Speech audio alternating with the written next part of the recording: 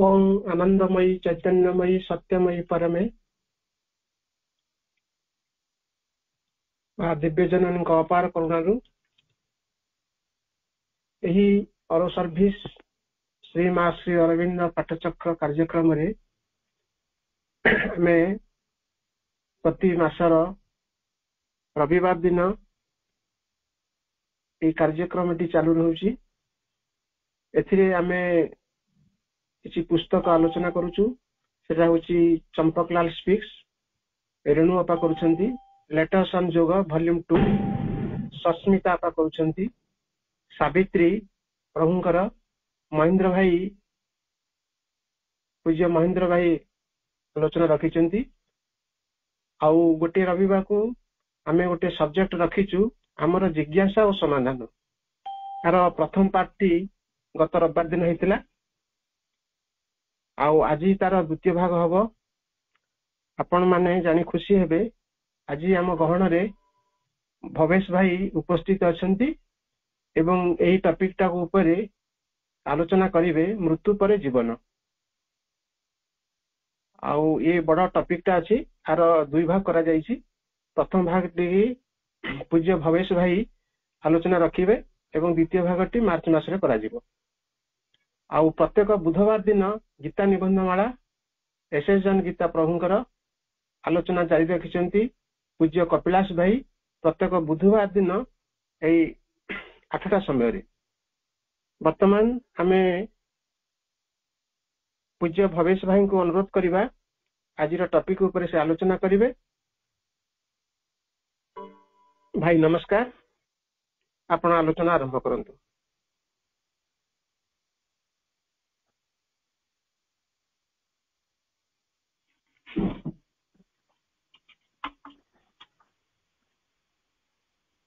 करुणामयी माँ परम प्रभु श्री अरविंद आज श्री अरविंद पूर्णांग शिक्षा केंद्र इंदुपुर केन्द्रापड़ा जिला अनुकूल अनुष्ठित यह ऑनलाइन कार्यक्रम रे योगदान करथिबा समस्त मातृ संतान मानक हृदय अनेक स्वागत एवं शुभेच्छा। आज कार्यक्रम रे वीर भाई कुंती अपा एवं रानू अपा जस्ना अपा समस्ते अंशग्रहण करिसेंती समस्त को अनेक श्रद्धा सम्मान व्यक्त करछि सेमानकर सुंदर योगदान पाई। हमें आज जो विषयटी को आलोचना करिया पे स्थिरीकृत होइछि ताहा एक अति जटिल एवं व्यापक विषय। से विषय अनुभूति गुड़िक प्रत्यक्ष भाव में हो पारे नहीं, तथापि मृत्यु पर जीवन नहीं पृथ्वी अनेक लेखा रही अनेक सबु धर्म सबु पंथर पंथ माने विज्ञ माने ये विषय आलोचना रखिछन। मृत्यु पर कौन हुए क्रिस्टियन जगत रे गोटे कथा कहला बेले इस्लाम जगत रे आउ गोटे कथा रही, हिंदू जगत रे आउ गोटे कथा रही, अर्थात धर्म माने भिन्न भिन्न रूप रे पंथ माने भिन्न भिन्न रूप रे मृत्यु पर जीवन कथा कहते। आम पाई सबुठारु प्रामाणिक ग्रंथ होची भगवत गीता। भगवत गीता रे मृत्यु पर कौन कौन घटे, कार उत्तरायण हुए कार दक्षिणायन घटे, से समस्त कथा गुड़िक कह उपनिषद रे अनेक कथा आलोचित होइछि बोली मां निजे उल्लेख करछन्ति। किंतु जेते भी आलोचना होइछि सबुठारु बेसी प्रामाणिक लगे मां को आलोचना गुड़िक मृत्यु पर जीवन को नहीं, कहीं मां समस्त गवेषणा करिछन्ति पृथ्वी रे जेते जेते ज्ञान तत्व सब रही मृत्यु पर जीवन को नहीं से सब विषय माँ निजे जानती ता संगरे से निजे जेतु अकल्टिज्म गुप्त विद्या बा तंत्र विद्या उपरे तांकर गभीर ज्ञान रही तेणु मृत्यु पर जीवन को बोधे ये सब बेसी सुंदर भाव व्याख्यायित कर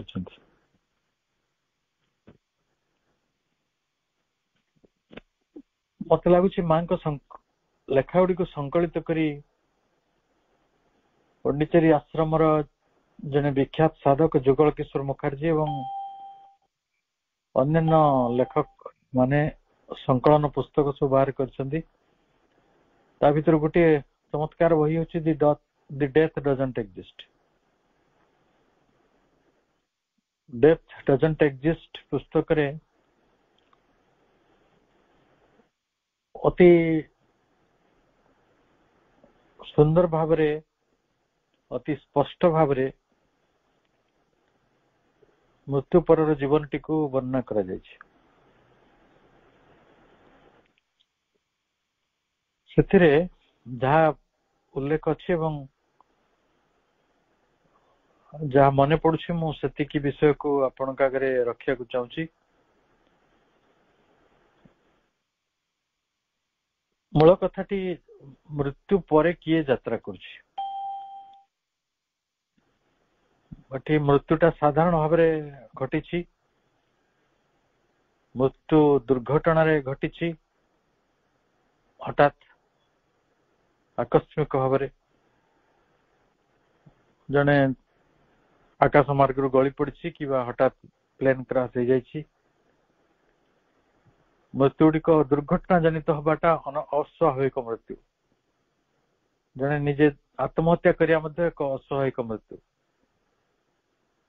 आउ स्वाभाविक मृत्यु पुणी ए स्वाभाविक मृत्युटा दुई भाग रे जने साधारण मनुष्यर मृत्यु आउ जने सत्य सत्य अग्रगति करिथिबा मनुष्यर मृत्यु ये तीनोटी कथा समान में भिन्न भिन्न हो हठात जो मानकर दुर्घटना मृत्यु हो जाए माने जे आशा कर हठात तार मृत्यु हो सेमती बहुत समय भी घटे आपण गाड़ी रे जाउछन्ती गोटे एक्सीडेंट हो गला जनकर ब्रेन हेमरेज हो से 5 मिनिट मरीगला मु गोटे पिला को मरिबार देखी से गाधोई के आसुला गोटे दस्ता बाल्टी थिला ता पकरे ता गोड़ खसीगला पाचरे से पड़ीगला पूरा ओजन टा तार दस्ता बाल्टी ऊपर रही गला से छाती रे एते माड़ गला संगे संगे अति अभावित केबे भाबी नथिबो एमिति मृत्यु होछि से क्षेत्र रे कोन हुए प्राण तो शरीर छाड़ी चली जाए सबू जो तीनोटी शरीर रही आमर कारण शरीर कजाल बॉडी जोटा चत्य जीवात्मा ताको केरी करे अन्यटी होची आमर सॉफ्ट जोटा सटल बॉडी जोटा को सूक्ष्म शरीर आम कहूँ मन प्राण ता भीतर रही आउ गोटे हूँ ग्रॉस बॉडी जोटा को स्थूल शरीर कह जाए स्थूल शरीर सूक्ष्म शरीर कारण शरीर अर्थात 4टी सत्ता संपर्क में माँ आमको कहते किंतु 4टी सत्ता 3टी शरीर मध्य रही स्थूल शरीर देह मन प्राण सफ्टवेयर से रही गोटे आमर सूक्ष्म शरीर आउ चैत्य जीवात्मा एम रोचंती कजाल बॉडी में चैत्य सत्ता बोली धर ये हठात की मृत्यु हुए आगे प्राणटा सीना अलग हो जाए किंतु कन्फ्यूजन हो जाए से शरीर चारिकड़े प्राणटी बहुत समय घूरी बुले 72 घंटा पर्यंत तार गति भारी तीव्र थाए ଏବଂ ସିଏ ପୁରା ଶରୀରର ପାଖାପାଖି ଅଞ୍ଚଳରେ ସେଇ ପ୍ରାଣଟି ଘୁରି ବୁଲେ, କାରଣ ସେ ପ୍ରଥମେ ବେଫଲ୍ଡ ହେଇଯାଏ, କନଫ୍ୟୁଜ ହେଇଯାଏ ଯେ ସତରେ ମୋର ମୃତ୍ୟୁ ହେଇଛି, କେମିତି ହେଲା, କାହିଁକି ହେଲା, ସେ ପ୍ରଶ୍ନ ପଚାରେ। ଏବଂ 72 ଘଣ୍ଟା ପର୍ଯ୍ୟନ୍ତ ସେ ଶରୀର ଚାରିକଡେ ଘୁରି ବୁଲିବା ପରେ ପୁଣି ସେ ଯେଭଳି ସବୁ କୁହାଯାଇଛି ସେ ବାୟୁମଣ୍ଡଳକୁ ଯିବ, ମେଘର ରାଜ୍ୟକୁ ଯିବ, ପୁଣି ସେ ପ୍ରାଣ ଲୋକକୁ ଯିବ। ଆଉ ଯୋଉଠି ଆତ୍ମହତ୍ୟାରେ ଡେଥ୍ ହୁଏ, ମୁଁ ଇଚ୍ଛା କରିକି ମୃତ୍ୟୁକୁ ଡାକି ଆଣୁଛି, ସେ ଜାଗାରେ ପ୍ରାଣ ଲୋକକୁ ଯାତ୍ରା ତ ହୁଏ ସେଇଭଳି ଅବସ୍ଥାରେ ଯେମିତି ଆକ୍ସିଡେଣ୍ଟ ହେଲା ପରେ, କିନ୍ତୁ ପ୍ରାଣ ଲୋକରେ ତାକୁ ଭୀଷଣ ଭୀଷଣ ଭୀଷଣ ସଙ୍କଟର ସମ୍ମୁଖୀନ ହେବାକୁ ପଡେ। ସେଗୁଡିକ ଅବର୍ଣ୍ଣନୀୟ ଯୋଉ କଷ୍ଟଟି ହୁଏ। ଆଉ ଏପରିକି ସମ୍ଭାବନା ଅଛି ପ୍ରାଣ ଲୋକରେ ରହିଥିବା ପ୍ରାଣିକ ସତ୍ତା ମାନେ ଏଇ ପ୍ରାଣଟିକୁ ନଷ୍ଟଭ୍ରଷ୍ଟ କରିଦେବେ, ତାକୁ ଆକ୍ରମଣ କରିବେ, ତାକୁ ଧ୍ୱଂସ କରିଦେବାର ସମ୍ଭାବନା ଅଛି। କାହିଁକି ଯୋଉମାନେ ସବୁ ଜେଲ ଜୀବନ ଉପରେ ଯୋଉମାନଙ୍କର ଧାରଣା ଅଛି, ଦେଖିବେ ନୂଆ କଏଦୀ ଯେତେବେଳେ ଆସେ, ସେ ଗୋଟେ ସନ୍ଥ ହେଇଥାଉ କି ଅପରାଧୀ ହେଇଥାଉ, କୌଣସି ପରିସ୍ଥିତିରେ ପଡି ଯଦି ଜେଲକୁ ଆସିଲା, ତାହେଲେ ତାକୁ ଅନ୍ୟ କଏଦୀ ମାନେ ପ୍ରଥମେ ଆକ୍ରମଣ କରନ୍ତି। ଯେମିତି ପୁରୁଣା ଦିନ ଗୁଡିକରେ ଟେକ୍ନୋଲୋଜିକାଲ ଇନଷ୍ଟିଟ୍ୟୁସନ ଗୁଡିକରେ ରେଗିଂ ହଉଥିଲା। ଗୋଟେ ନୂଆ ପିଲା ପହଞ୍ଚିଲା ମାନେ ପୁରୁଣା ପିଲାମାନେ ତାକୁ ରେଗିଂ କରିବେ, ଆଉ ସେମାନଙ୍କର ଯୁକ୍ତି ହେଲା ଆମେ ଆକୁ ମଣିଷ ବନଉଛୁ, ଆକୁ ଆମେ ଭଦ୍ର କରୁଛୁ, ପୋଲିସ କରୁଛୁ, ଆକୁ ସିଭିଲାଇଜଡ କରୁଛୁ, ତାଙ୍କ ଯୁକ୍ତି।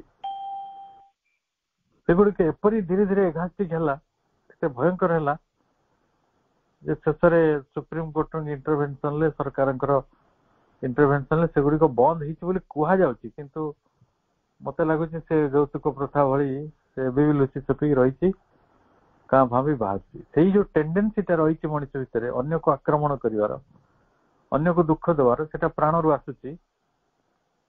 ଏବଂ ଯେତେବେଳେ ଶରୀର ବି ନଥାଏ, ପ୍ରାଣ ଯେତେବେଳେ ମୁକ୍ତ ଥାଏ ଶରୀର ଠାରୁ ବା ବିଚ୍ଛିନ୍ନ ଥାଏ, ସେତେବେଳେ ବି ପ୍ରାଣ ଗୁଡିକ ପାଖରେ ଅନ୍ୟକୁ ପୀଡା ଦେବାର ଗୋଟେ ବଡ ଇଚ୍ଛା ଥାଏ।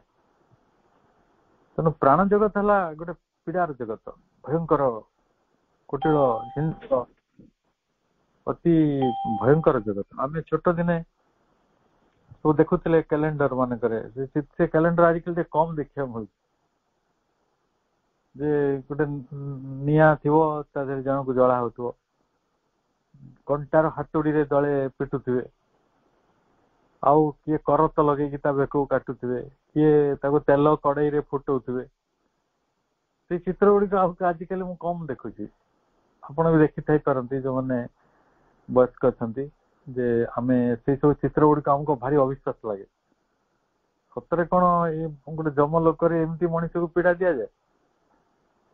ତାକୁ ତେଲ କଡେଇରେ ପକାଯିବ, ତାକୁ ଲୁହା କଣ୍ଟା ଥିବା ହାତୁଡିରେ ପିଟାଯିବ, ଆଉ ତାକୁ ଆରିରେ କରତରେ କଟାଯିବ, ଏମିତି କଣ ସମ୍ଭବ? ଆମେ ଯୋଉ ଚିତ୍ର ଗୁଡିକ ଦେଖିଛୁ ସେଗୁଡା ସବୁ ଗୋଟେ ରିଫ୍ଲେକ୍ସନ। ପ୍ରାଣ ଲୋକରେ ତାଠାରୁ ଆହୁରି କଠୋର କଷ୍ଟ ଦିଆଯାଏ। ବିଶେଷତଃ ଆତ୍ମହତ୍ୟା କରିଥିବା ବ୍ୟକ୍ତି ମାନଙ୍କ ପାଇଁ ସେଇ ଯନ୍ତ୍ରଣାଟି ଅବଧାରିତ ହେଇକି ରହିଛି, କାରଣ ତାଙ୍କ ପ୍ରାଣ ସତ୍ତାଟି ବି ନଷ୍ଟ ହେଇଯିବାର ସମ୍ଭାବନା ରହିଛି।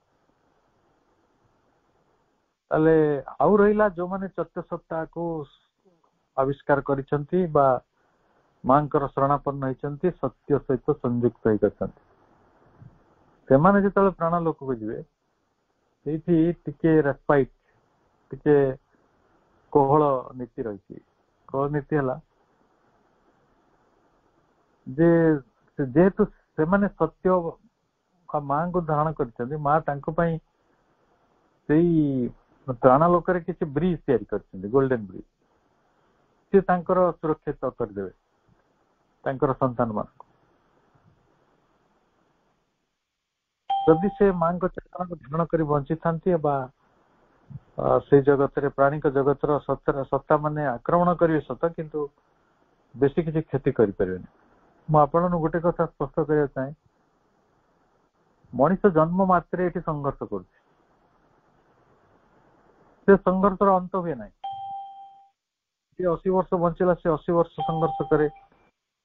ଯେ 90 ବର୍ଷ ବଞ୍ଚୁଛି, ସେ 90 ବର୍ଷ ସଂଘର୍ଷ କରୁଛି। ଜୀବନଟିଏ ବଞ୍ଚିବା କେତେ ସହଜ କାମ ନୁହେଁ ଏଇ ପୃଥିବୀ ପକ୍ଷରେ। କେତେ ଦୁଃଖ, କେତେ ଯାତନା, କେତେ ଘଟଣା, କେତେ ଦୁର୍ଘଟଣାର ବୋଝ ବହିକି ମଣିଷକୁ ବଞ୍ଚିବାକୁ ପଡୁଛି। କେତେ ଅସୁସ୍ଥତା, କେତେ ବାର୍ଦ୍ଧକ୍ୟ, କେତେ ପୀଡା, କେତେ ଅନ୍ୟର ଆଘାତ, କେତେ ଅନ୍ୟର ଅଭିଯୋଗ, କେତେ ଅଭିମାନ, ଆମେ ସବୁ ଗୁଡିକ ସହୁଛୁ। କିନ୍ତୁ ତାଠାରୁ ବେଶୀ ଯନ୍ତ୍ରଣା ଆମକୁ ଅପେକ୍ଷା କରେ ପ୍ରାଣ ଲୋକରେ। ଯେତେବେଳେ ପ୍ରାଣ ଲୋକରେ ଆମ ପ୍ରାଣର ଯାତ୍ରା ହୁଏ, ସୂକ୍ଷ୍ମ ଶରୀରର ଯାତ୍ରା ହୁଏ, ତାକୁ ସୁରକ୍ଷିତ କରିବା ବା ଆକ୍ରମଣ ଠାରୁ, ଯେଉଁ ଭୟଙ୍କର ଆକ୍ରମଣ ହୁଏ, ସେ ଆକ୍ରମଣ ଠାରୁ ରକ୍ଷା କରିବା ବହୁତ କଠିନ ବିଷୟ। ଆଉ ଅନେକ ପୀଡା ମିଳିବାର ସମ୍ଭାବନା ରହିଛି। ତେଣୁ ଯାହାବି କିଛି ବିକୃତି, ଯାହାବି କିଛି ଅସୁବିଧା ପୁଣି ପରବର୍ତ୍ତୀ ଜନ୍ମ ଗୁଡିକର ଦେଖା ହୁଏ, ସେଇଟା ହଉଛି ପ୍ରାଣ ଲୋକର ପ୍ରଭାବରୁ। ତେଣୁ ପ୍ରାଣ ଲୋକକୁ ସେତିକି ଗୁରୁତ୍ୱ ଦିଆଯାଇଛି। ଆପଣ ଭାବୁଥିବେ ଧରନ୍ତୁ ସବୁ ମଣିଷ ମାନେ କଣ ମାଙ୍କୁ ଧରୁଛନ୍ତି?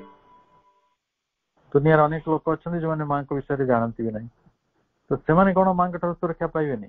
ବା ସେମାନଙ୍କ ପ୍ରାଣ ଶକ୍ତିଟି ବା ପ୍ରାଣ ସତ୍ତାଟି କଣ ସୁରକ୍ଷିତ ନୁହେଁ ପ୍ରାଣ ଲୋକରେ? ହଁ, ଏ କଥାଟି ସବୁବେଳେ ମନେ ରଖନ୍ତୁ। ଆମକୁ ଆମ ପୂର୍ବପୁରୁଷ ମାନେ ଭଲ କାମ କରିବା ପାଇଁ ସବୁବେଳେ ଉପଦେଶ ଦଉଥିଲେ।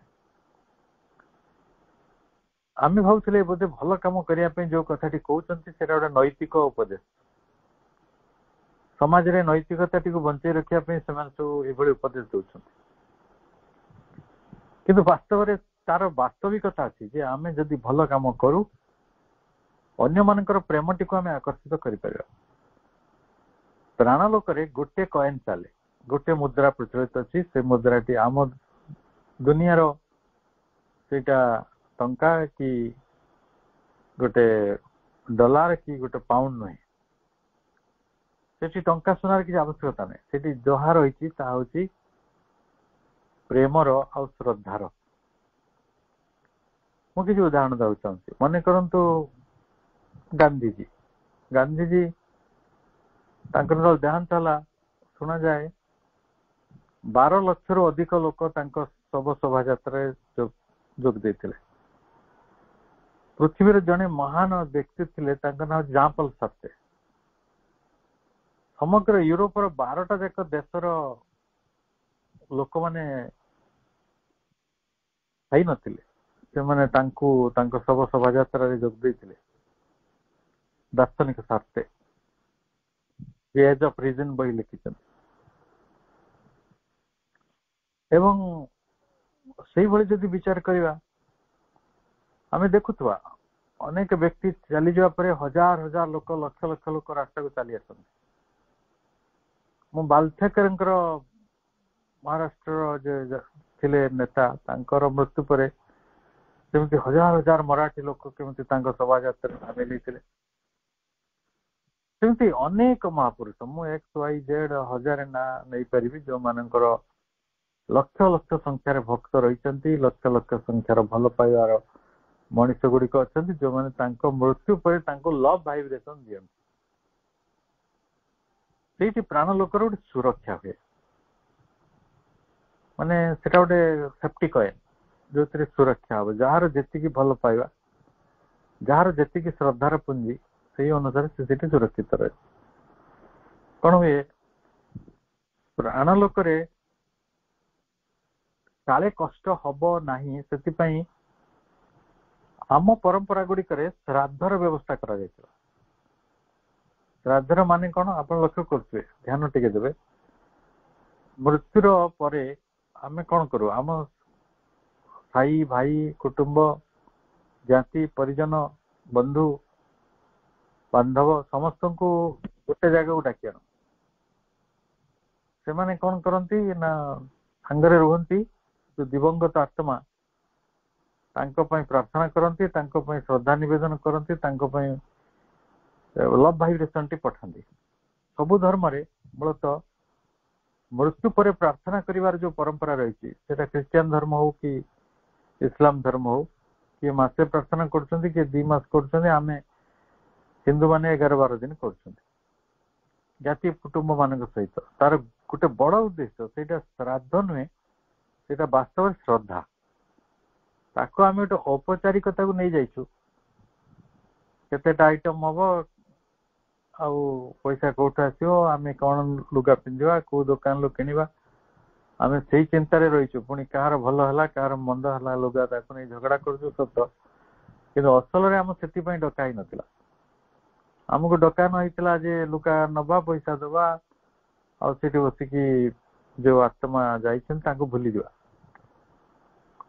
सबुदिने आपण जदि प्रार्थना करुछंती से आत्मा से 11 दिन देख प्राण लोक से सुरक्षा मिले पर आपण प्रार्थना करेंगे से आत्मा जदि पुनर्जन्म नहीं थे मंगल साधन हम से आनंद अनुभव करेंगे कारण आपण भावतुनि पृथ्वी सब कथा गोटे व्यर्थ चली जाए आम प्रार्थना गुड़िकर आम श्रद्धार आम प्रेमर एक मूल्य रही से मूल्यटी को जो मैंने दे पारती तो सेठी आत्मार गोटे पूर्ण सुरक्षा रही मृत्यु पर जीवन जहाँ सबुठारु गुरुत्वपूर्ण सेटा हला जे प्राण लोकरे आम सूक्ष्म शरीर को रक्षा कर जो मैंने चतुर्थ स्तर रे किसी उन्नति करी साधना गभीर साधना माँ एक्जाक्ट वर्ड मोर मन पड़े दैट इज सीरियस साधना से कहते सीरियस साधना मु आपण को आदौ व्याख्या करी ना what does that mean serious साधना कहले कौन आप निश्चय बुझीपार सीरियस साधना कहले कौन जो मैंने सीरियस साधना भितर अच्छा से माने मां द्वारा प्रोटेक्टेड हेबे पृथ्वी जो मैंने लव कॉइन को पाई से माने प्रोटेक्टेड हेबे आ जो मैंने हेट्रेड को ग्रहण करते आपण मार पीट करेंगे लोक गाड़ी मंद करेंगे 1000 लोकंर शत्रु हेबे तार परिणति प्राण लोक बेसी खराब हो जाए चिरदिन धरी आमको कह जाए आम कहीं भी आम मंगलाकांक्षी व्यक्ति आमको भल पाउथुवा व्यक्ति आमको सद्बुद्धि प्रकाश करने सतकर्म करने प्रेरणा देता यही जीवन में जी दरकार न पड़े आमर मृत्यु पर जीवन में अधिक दरकार पड़े ये जिते बड़े आम देखुचु जे प्राण लोक यात्राटी सबुठारु कठिन एवं अति जटिल आमको वास्तव में किसी प्रस्तुति करिया को पड़िबो भय रे नुहे बरं वास्तवता को स्वीकार करवा जहाँ माँ से विषय आम कहते मो माँ कथा गुड़ी को अति प्रामाणिक मन करुच्ची कारण से महासरस्वती वाक्य सामान्य वाक्य नुहे बा कौन सी जड़े एमती विभूति सामान्य कथन नुहे या हूँ निजे महासरस्वती जी प्राण जगत सूक्ष्म जगत को जानती युक्ति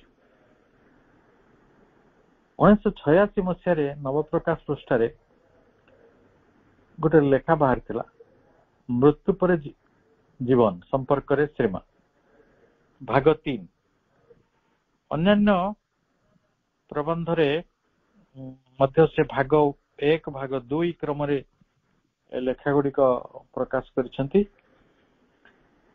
सेथिरे मु भाग 3 रो किछि अंश को आपण आगे रखुची माँ कहते जे विकासर अग्रगति उपरे निर्भर करे केउ अवस्था मृत्यु घटिला ता उपरे निर्भर करे मु जो कथाटी कहते आपण चत्य विकास केते करिसेंती साइकिक डेवलपमेंट एवं जो अवस्था मृत्यु घटला आपण आत्महत्या कले चाहे दुर्घटना रे मृत्यु हला कि साधारण रोग रे पड़ी मृत्यु हला कि वार्धक्य रे मृत्यु हला कि आपण साधना करुवा समय आउ किसी प्रकार मृत्यु हला तेणु सर्वोपरि शरीर को छाड़ी जाउथुवा बेले सत्ता केते दूर ଏକିତ୍ୱଭୂତ ହୋଇ ରହିଥାଏ, ତାର ମନୋଦୃଷ୍ଟି କିପରି ଥାଏ ତା ଉପରେ ନିର୍ଭର କରେ। ଆପଣଙ୍କୁ ମନେ ପଡୁଥିବ ଅଜାମିଳ ପ୍ରସଙ୍ଗ, ଆମେ ଛୋଟ ଦିନ ସେ କଥାରେ ପଢିଥିଲେ, ଭାରି ସ୍ପର୍ଶକାତର ବିଷୟଟେ। ଅଜାମିଳ ଗୋଟେ ପାପୀ ଥିଲା, ଦୁରାଚାରୀ ଥିଲା, ସବୁଦିନେ ସେ ଜୀବନରେ ଅନ୍ୟମାନଙ୍କୁ ପୀଡା ଦେଇ ବଞ୍ଚିଥିଲା।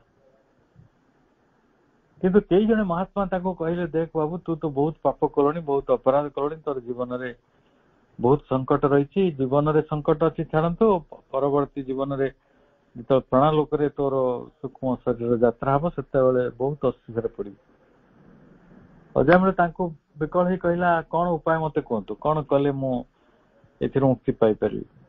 ସେମାନେ ତାଙ୍କୁ କହିଲେ, ଠିକ ଅଛି, ତମେ ଭଗବାନଙ୍କୁ ସବୁବେଳେ ନା ଡାକୁଥାଅ। କହିଲ, ଭଗବାନ କିଏ? ସେ ନା ତାଙ୍କ ନାମରେ ସେ ଅଛନ୍ତି, ନାରାୟଣ। ସେ କହିଲା, ନାରାୟଣଙ୍କୁ ଡାକିବାର ମୋର କିଛି ପ୍ରବୃତ୍ତି ନାହିଁ, ମୁଁ ସେଟା ପାରିବିନି, ମୋ ଦ୍ୱାରା ଏଟା ହବନି। ତାହେଲେ ସେ ନିଜେ ଗୋଟେ ଉପାୟ ବାହାର କଲା, କହିଲା, ମୋ ପୁଅକୁ ନା ଯଦି ମୁଁ ନାରାୟଣ ରଖିଦେବି, ତାହେଲେ ମୁଁ ସବୁବେଳେ ନାରାୟଣ ନାରାୟଣ ହଉଛି, ମଲାବେଳେ ବି ନାରାୟଣ ନାରାୟଣ ହେବି, ଯାହା ଫଳରେ ମୋର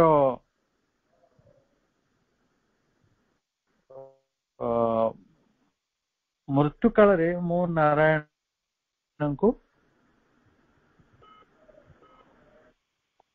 ପାଇପାରିବି ବା ନାରାୟଣ ବୋଲି ଡାକି ଦେଇପାରିବି।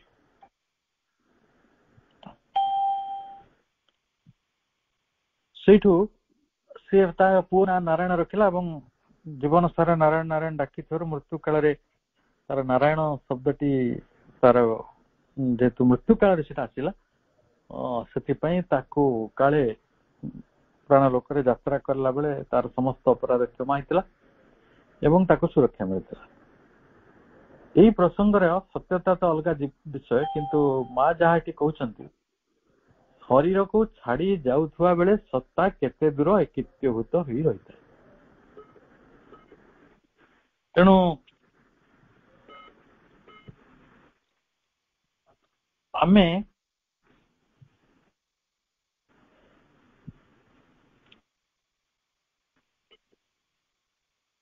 এই କଥାଟିକୁ ମନେ ରଖୁ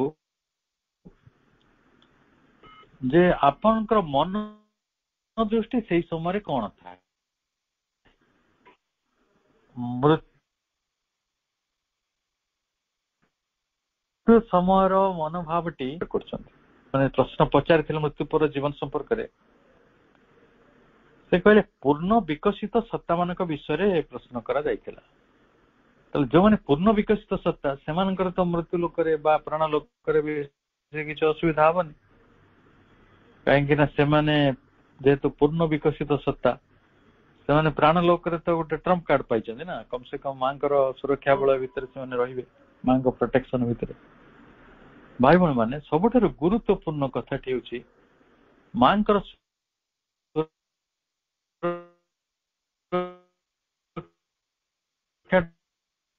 ଇହ ଲୋକରେ ଯେପରି ରହିଛି,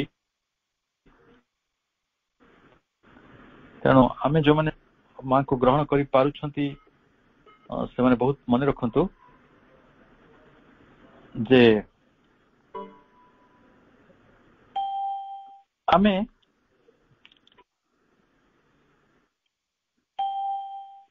ପୂର୍ଣ୍ଣ ବିକଶିତ ସତ୍ତା ହେବାଟା କେତେ ଜରୁରୀ, ମାଙ୍କ ସହିତ ଜୀବନ ବଞ୍ଚିବା, ମାଙ୍କ ସାନ୍ନିଧ୍ୟରେ ଜୀବନ ବଞ୍ଚିବାଟା କେତେ ଜରୁରୀ। ଏଇଠି ଆଉ ଏକ ପ୍ରସଙ୍ଗକୁ ମା ଆଣିଛନ୍ତି। ଆମେ ପଚାରିବା, ପୂର୍ଣ୍ଣ ବିକଶିତ ଚତୁଃସତ୍ତା କହିଲେ କଣ ବୁଝାଯାଏ? ପୂର୍ଣ୍ଣ ବିକଶିତ ଚତୁଃସତ୍ତା କହିଲେ ଆମେ ଏହା ହିଁ ବୁଝିବା, ଭୌତିକ ଦେହ ମଧ୍ୟରେ ଅବସ୍ଥାନ କରୁଥିବାର ସୁଯୋଗକୁ ଯୋଗ ସାଧନା ଲାଗି ଲଗାଇଥିବା ଏକ ଚତୁଃସତ୍ତାକୁ ବୁଝାଏ। କାହିଁକି ନା ଆମେ ସମସ୍ତେ ଭୌତିକ ଦେହଟିଏ ପାଇଛୁ भौतिक देह मध्य आमर चतुष्सत्ता रही आमे प्रकृत रे आम जोग साधना को केते दूर एक सुजोग रूप रे जीवन रो सुजोग भाव रे बा आमे जन्म लाभ करितबार सुजोग भाव रे व्यवहार करिछु ता होची एक गुरुत्वपूर्ण प्रसंग। आमे एई बाटरे विकसित हेउ एवं मृत्यु काल रे आमे केउ कारण जदि चतुष्सत्ता विकसित नुहे ताले मृत्यु काल रे आम मन दृष्टि को आमे स्थिर रखि परिबानी। आपण को भगवत गीतार अक्षर ब्रह्म योग अष्टम अध्याय से भल भाव आम जदि पढ़ा ताले मांकर ये कथा गुड़ी आपण गोटे बड़ प्रमाण पाइबे जे हाँ वास्तविक मरण काल रे जो मनुष्य जहाँ भावु थाए से अनुसार तार मन दृष्टि अनुसार तार विकास एकत्रीकरण निर्भर करता है। माँ गोटे व्यक्ति उदाहरण देइछन्ति से कहते जे एपरी जने व्यक्तिर उदाहरण नबा जे कि ता भितरे रहितिबा दिव्य परम सानिध्य को केंद्र करी निजर सत्ताटी को संपूर्ण भाव में एकत्र करी आनिछि।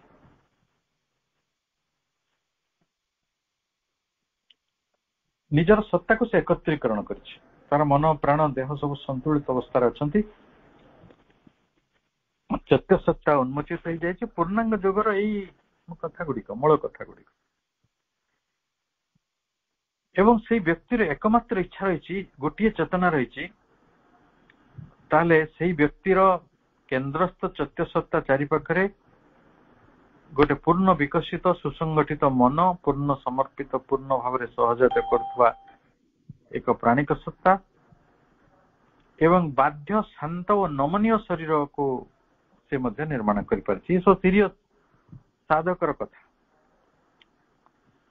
तेणु यहीटा को कहवा संपूर्ण भाव में विकसित हो उठिबा एवं ये गोटे दृष्टांत अन्य दृष्टांत होची जे संपूर्ण पारंपरिक जो गुढ़ विद्या सब रही अकल्टिज्म ता संपर्क रे जदि तांकर पूर्ण ज्ञान रही आउ शरीर रे से कहीं रही से विषय तांकर समस्त ज्ञान अभिज्ञता से अर्जन कर सारी आउ आत्मा तांकर चरम पर्यायटी रे रही जे भौतिक जीवन लगी अति निविष्ट भाव में निजको प्रस्तुत करुछंती इच्छा करिके बा स्वयं प्रेरित होइके भगवान को द्वारा प्रेरणा पाई बा मांकर चेतना भितर से रही ये गुड़ी कहला संभावनार जीवन। यही संभावनार जीवन रे देखिए प्रत्येक डोमेन जो प्रत्येक राज्य रही प्रत्येक भूमि रही विशेषकर सूक्ष्म भौतिक प्राणिक और मनोगत प्रत्येक आमे देखिबा जे सेमाने निजर अस्तित्व टी को बजाय रखि पारुछंती सबुठारो गुरुत्वपूर्ण कथाटी हला निजर अस्तित्व को बजाय रखिबा। देखंतु मृत्यु रे कोन होची गोटे डिसोल्यूशन हो जाउची मेंटल स्थित रो वाइटल स्थित रो आपनकर फिजिकल जोटा अन्नमय शरीर जहाँ को कहते से स्थित गुड़ी सब डिसोल्यूशन हो जाउची जोटा स्थूल शरीर सी तार आसी से पंच महाभूतर माटी पानी पवन भितर सी तार से बाटे चलीगला तापर रहा कजाल बड़ी सी तो नष्ट हबार ना सी ता बाटे अमरत्वर मिली से अधिकार अन्य आउ जड़े रहा जोटा को आम कहूँ सूक्ष्म शरीर जोटा को प्राण आ मनर ये प्राण मनटी को अस्तित्व भितर रखी पारिबाटी बड़ कथा। मोर मन पड़ी से साधक जड़े जाकि माँ को पचारे माँ एबे आमर जो मन प्राण रही आमे ताको ପରବର୍ତ୍ତୀ ସମୟରେ ସୁରକ୍ଷିତ ରଖିପାରିବୁ କି ନାହିଁ। ମୁଁ ଆପଣଙ୍କୁ କିଛି ଉଦାହରଣ ଦେବାକୁ ଚାହେଁ। ଏଇ କିଛି ଦିନ ତଳେ ଗୋଟେ ଭିଡିଓ ଚାଲୁଥିଲା, ମତେ କିଛି ଭିଡିଓ ସାଙ୍ଗମାନେ ପଠେଇଥିଲେ, ମୁଁ ଅନେକ ଲୋକଙ୍କ ପାଖକୁ ତ ଫରୱାର୍ଡ ବି କରିଛି। ଗୋଟେ ଛୋଟ ଝିଅଟି କେଡେ ସୁନ୍ଦର ବାଦ୍ୟ ଗୁଡିକ, କେତେ ରାଗ ସଙ୍ଗୀତର ଆଳାପ ସବୁକୁ ନେଇକି ପରିବେଷଣ କରୁଛି। 7 ବର୍ଷର ଗୋଟେ ପୁଅ ପିଲାଟିଏ, ସେ କହିଲା, ଡାକ୍ତରଙ୍କୁ ଚମତ୍କୃତ କରିଦେଲା ଯେ ମତେ ସର୍ଜରୀ ଆସେ। ତ ଆପଣ ଭାବନ୍ତୁ 7 ବର୍ଷର ପିଲାଟେ ସର୍ଜରୀ ସ୍ପେଶାଲିଷ୍ଟ ହେଇପାରୁଛି। ଗୋଟେ 5 ବର୍ଷର ପିଲା ସଙ୍ଗୀତ କ୍ଷେତ୍ରରେ ଏତେ ଉନ୍ନତି କରୁଛି। ଗୋଟେ 5 ବର୍ଷର ପିଲା କମ୍ପ୍ୟୁଟର ଜଗତରେ ଏତେ କଥା ଜାଣୁଛି। ସେଟା କେମିତି ହଉଛି? ତାଙ୍କ ସୂକ୍ଷ୍ମ ଶରୀରଟିକୁ ସେମାନେ ପାଇନାହାନ୍ତି ଯଦି, ତାହେଲେ ଏଟା ତ ସମ୍ଭବ ନୁହେଁ। କାରଣ ସୂକ୍ଷ୍ମ ଶରୀର ଭିତରେ ତାଙ୍କର ମେମୋରି ରହୁଛି। ତେଣୁ ନିର୍ଭର କରୁଛି ଆପଣ ସାଧନା ଦୃଷ୍ଟିରୁ କେତେ ପରିପକ୍ୱ ହେଇଛନ୍ତି ଏବଂ କର୍ମ ଦୃଷ୍ଟିରୁ ଆପଣ କେତେ ମେଚ୍ୟୁର ହେଇଛନ୍ତି, ସେଇ ଅନୁସାରେ ଆପଣ ସୁରକ୍ଷାଟି ନିର୍ଭର କରୁଛି। ଆପଣ ଦେଖନ୍ତୁ, ଜଣେ ଜଣେ ଡାକ୍ତର ଅଛନ୍ତି, ତାଙ୍କର, ମୁଁ ହାର୍ଟ ସ୍ପେଶାଲିଷ୍ଟ ମାନଙ୍କ କଥା କହୁଛି, ସେମାନେ ହିସାବ ଦିଅନ୍ତି ଦିନକୁ ଯଦି ଜଣେ ଲୋକ ଅତି କମରେ 4ଟି ଅପରେସନ କରୁଥିବେ, ମାସରେ 100ଟା, ଆଭରେଜ ମୁଁ ଆଉ 20ଟା ଛାଡି ଦଉଛି, 100, ଆଉ ଯଦି ବର୍ଷରେ 1200 ହୁଏ, ଆଉ ଯଦି ସେ 30 ବର୍ଷ କାମ କରିଥାନ୍ତି, ତାହେଲେ 30,000 ଅପରେସନ କରିଥିବା ଲୋକ ବି ଅଛନ୍ତି। ମୁଁ ନାଁ ବି ନେଇପାରିବି କୋଉମାନେ 30,000ରୁ ଅଧିକ ଅପରେସନ କରିଛନ୍ତି। ତ ସେଇ ବ୍ୟକ୍ତି ଯେତେବେଳେ ଦେହ ତ୍ୟାଗ କରିବେ, ତାଙ୍କ କର୍ମରେ ଏପରି ଗୋଟେ ନୈପୁଣ୍ୟତା ପ୍ରକାଶ ପାଇଛି ଯେ ତାଙ୍କ ପାଖରେ କିଛି ଇଣ୍ଟିଗ୍ରିଟି ଥାଏ, କିଛି ଜେନେରୋସିଟି ଥାଏ, କିଛି ହ୍ୟୁମାନିଟି ଥାଏ, ଯୋଉଗୁଡ଼ିକ ଭଲ କାମ ବୋଲି ଆମେ କହୁଛୁ, ତାହେଲେ ନିଶ୍ଚିତ ଭାବରେ ସିଏ ଗୋଟେ ତାଙ୍କର ଯୋଉ ପ୍ରାଣିକ ସତ୍ତାଟି ଗୋଟେ ସୁନ୍ଦର ପରିସ୍ଥିତିରେ ରକ୍ଷା ପାଇପାରିବ। ତେଣୁ ମା ସେଥିପାଇଁ ଏଠି ଏଇ କଥାଟି କହିଲେ ଯେ ଆମେ କିଭଳି ଆମ ସତ୍ତା ମାନଙ୍କୁ ସୁରକ୍ଷିତ ରଖିପାରିବା। ଆମେ କିନ୍ତୁ ବହୁତ ଚିନ୍ତିତ ଏଇ ଜୀବନର ସୁରକ୍ଷା କଥା, ଏଇଠି କେମିତି ମୁଁ ମୋର ଦୈହିକ ସତ୍ତା ଭଲ ଖାଇବ, ପିନ୍ଧିବ, କେମିତି ଭଲ ଅୟସ କରିବ, ଭଲ ଉପଭୋଗ କରିବ, ସେଇଟା ଯେତିକି ବଡ ଚିନ୍ତା ନୁହେଁ। ବଡ ଚିନ୍ତାଟି ହଉଛି ଆମ ଦୈହିକ ସତ୍ତା ତ ରକ୍ଷା ହବ ନାହିଁ, କାରଣ ଯୋଉ ଶରୀରରେ ଆମେ ଥାଉ ସେଇ ଶରୀରଟିକୁ ପାଇବା ନାହିଁ, କିନ୍ତୁ ସୂକ୍ଷ୍ମ ଶରୀରଟି ପାଇପାରିବା। ଯଦି ସୂକ୍ଷ୍ମ ଶରୀରଟି ପାଇପାରିବା, ତାହେଲେ ଆମର ଜୀବନଟି ଟିକେ ସହଜ ହବ। ନହେଲେ ପୁଣି ନୂଆ କରି ଜୀବନଟା ଆରମ୍ଭ କରିବାକୁ ପଡିବ, ଇଏ ଆହୁରି କଠୋର ହେଇ ପଡିବ। ତେଣୁ ଯୋଉ ସୂକ୍ଷ୍ମ ଶରୀର କଥାଟିକୁ ଫେରି ଆସିବାର କଥାଟି, ପୁନର୍ଜନ୍ମ ପରେ ସୂକ୍ଷ୍ମ ଶରୀରଟି ଯଦି ସୁରକ୍ଷିତ ରହିଲା, ଯଦି ସତ୍ୟ ସତ୍ତା ଦୃଷ୍ଟିରୁ ଆମେ ବହୁତ ଆଗକୁ ଯାଇଥିବା, ତାହେଲେ ହୁଏତ ପୁଣି ଥରେ ଆମ ସୂକ୍ଷ୍ମ ଶରୀରଟିକୁ ଆମେ ଫେରି ପାଇବା। ପ୍ରଭୁ ଶ୍ରୀ ଅରବିନ୍ଦ ସେଇଟାକୁ କହୁଛନ୍ତି ଯଥାର୍ଥ ଭୌତିକ, ଯାହାକି ଅନନ୍ତ ମାତ୍ରାରେ ନିଜ ଦେହର ସୀମା ଗୁଡିକ ଅତିକ୍ରମ କରି ଚାଲି ଯାଇପାରିବ। ଆଉ ସେଥିରେ ରହିଥାଏ ଏକ ନମନୀୟତା, ସ୍ଥିତିସ୍ଥାପକତା ଏବଂ ଭାରସାମ୍ୟ, ଯାହାକୁ ଆମେ କହୁଛୁ ଇକ୍ୱିଲିବ୍ରିୟମ, ଆଉ ପ୍ଲାଷ୍ଟିସିଟି, ଆଉ ନିହାତି ପକ୍ଷରେ ସେମାନେ ଗୋଟେ ଅନ୍ତର୍ଜୀବନ ବଞ୍ଚିବାରେ ସରଳ ହେଇ ରହିଥାନ୍ତି, ସ୍ୱତଃସ୍ଫୂର୍ତ୍ତ ହେଇ ରହିଥାନ୍ତି। ଆଉ ମୂଳ କଥାଟି ହେଲା, ଯେତେବେଳେ ସେମାନଙ୍କର ପୁନର୍ଜନ୍ମ ହୁଏ, ସେମାନେ ସେଇ ଲୋକ ଗୁଡିକ ଭିତରେ ଯାତ୍ରା କଲା ପରେ ଆହୁରି କିଛି ଅନୁଭୂତି, ଆହୁରି କିଛି ଯୋଉଟା ମ୍ୟାଚୁରିଟି ତାକୁ ନେଇକି ଆସନ୍ତି, ଯାହା ଫଳରେ ସେମାନଙ୍କର ଯୋଉ ଆତ୍ମାର ଆରୋହଣ ଯାତ୍ରାଟି ଆଉ ଟିକେ ସମ୍ଭବ ହେଇଥାଏ। ତ ଆମେ ଯଦି ଦେଖିବା, ଶ୍ରୀ ଅରବିନ୍ଦ ତାଙ୍କ ନିଜ ଜୀବଦ୍ଦଶାରେ କହୁଥିଲେ, ମୁଁ କେବେ ସୋଲୋମନ ଥିଲି, କେବେ ୟୁକ୍ଲିଡ ଥିଲି, ଅନେକ କଥା ସେ ପ୍ରକାଶ କରିଛନ୍ତି। ମା ତାଙ୍କ ପୂର୍ବଜନ୍ମ ଗୁଡିକରେ କଣ ଥିଲେ ସେ କଥା ହିଁ ସେ ପ୍ରକାଶ କରିଛନ୍ତି। ଯେହେତୁ ଜାତି ସ୍ମର ଧ୍ୟାନ ସେମାନଙ୍କର ସିଦ୍ଧ ହେଇଯାଇଥିଲା, ସେମାନଙ୍କର ତାଙ୍କ ପୂର୍ବଜନ୍ମ ବିଷୟରେ ଜାଣିପାରୁଥିଲେ, ଆମେ ତ ଜାଣିପାରୁନାହାନ୍ତି। किए जापर जदि सत्य सन्धानी आम नुहे सत्य सन्धान आम गोटे प्रकृत पराकाष्ठा टे पाइना गोटे प्रकृत स्पष्टता टे पाइना ताले आमे मध्य से भली पूर्व जन्म गुड़ी को मन पकई पारिबा नहीं आ बहुत समय आमे पुणी रिपिटेशन गुड़ी करुवा जड़े दार्शनिक कहते रिपिटेशन इज डेथ आमे जदि बारंबार जमी गोटे आप क्लास अच्छी क्लास मन कौन 5 कि 6 कि 8 और 9 आपड़ जब बारंबार से क्लास रे पाठ पढ़ुवे तो आपंकर किसी अग्रगति हो तो बारंबार जन्म होते बारंबार मरुवे पुणी थे निजर प्राणिक सत्ता प्राणिक जगत रे निज सूक्ष्म शरीर टी हजई बसुवे निजर अस्तित्व टी बजाय रखी पारे आपण गोटे जो उत्तरण ये जगत को आम आसुचु से उत्तरण टी असंभव हेबना हो पारे ना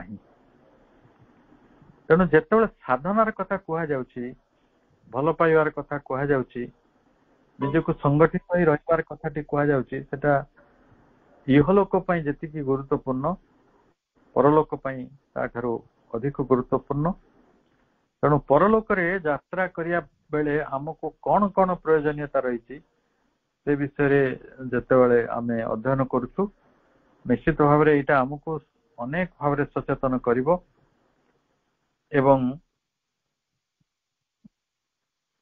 आमे